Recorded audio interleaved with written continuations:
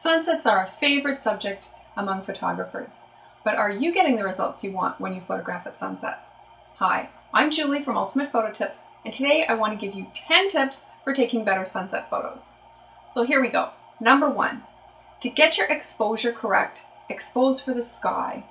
If you meter off the sun, the rest of your picture will go too dark. And if you meter off the foreground, you'll probably find that your sky is too bright. To make sure you have the right exposure, trust your histogram, not your LCD. Your LCD may appear to be darker than it really is because you're looking at the bright sky in the background. Tip number 2, if you do expose for the sky, your foreground will likely go into silhouette. Here's an example. A silhouette can make a great subject. You want to look for distinctive shapes that are not too large or solid so they don't take over the image with a big black area.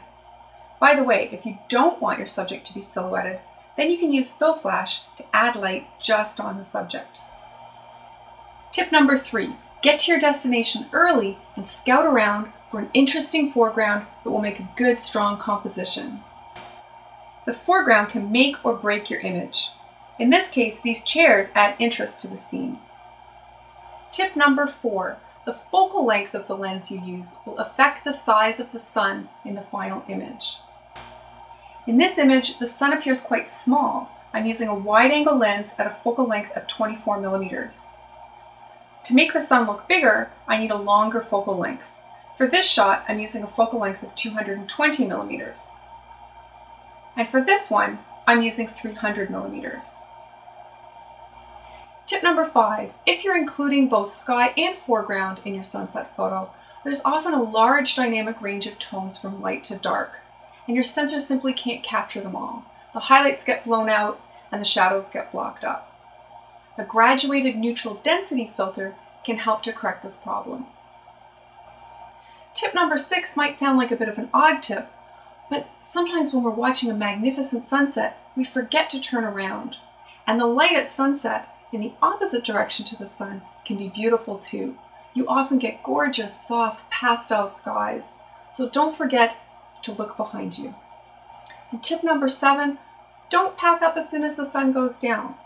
That soft, gentle light that happens for about half an hour or so after the sunset can produce some beautiful photos. Sometimes you'll even get some great color in the clouds just after the sun sets. So stick around until the light is completely gone. And as a bonus tip for you, don't forget to pack a flashlight so you can see your way out after dark. And tip number 8 is to look for objects that are reflecting the colors of the sunset, such as buildings or bodies of water. Including those in your image can add extra visual interest.